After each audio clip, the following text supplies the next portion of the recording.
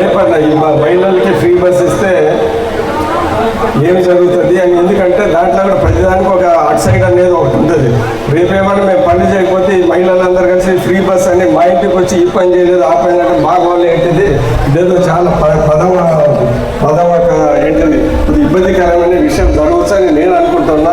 దేవుడి దయ వల్ల ఈ సూపర్ సిక్స్లు ఫ్రీ బస్సులు ఇవన్నీ బాగానే ఉన్నాయి. అభివృద్ధి సంక్షేమ కార్యక్రమం బ్రహ్మాండం జరుగుతున్నాయి. అలాంటి పరిస్థితి చంద్రబాబు నాయుడు గారు రానియరు. మేము మా కాన్స్టిట్యున్సీలో ఖచ్చితంగా రానియరని ఈ సందర్భంగా తెలియజేస్తూ, ఒకటి ఇటు తెలుగుదేశం ప్రభుత్వం ఎన్డీఏ కూటమి మహిళల్ని ప్రోత్సహిస్తూ ఉంది.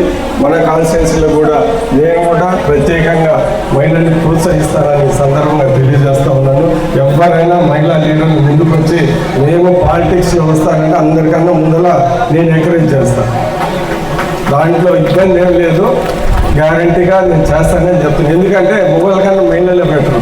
మొగోళ్ళకి ఎప్పుడు కాకపోతే ఏదేదో తిడతా ఉంటారు, మహిళలు అయితే తిట్టరు. నాకు కూడా బాగానే ఉంటుంది.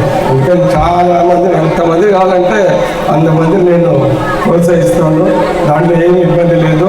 ఇంకొకటి కూడా మహిళలు ఏ గ్రామం నుంచి అయినా వచ్చినా కానీ మాకు ఈ రోడ్డు ఆ రోడ్డు కావాలంటే, ఎందుకంటే నాకుండా నమ్మకం ఏంటిదంటే మహిళలు చెప్తే కరెక్ట్గా చెప్తారు, 10 మంది ఆలోచించుకొని అందరి గురించి ఆలోచించి చెప్తారనే నమ్మకం నాకు కూడా ఉంది.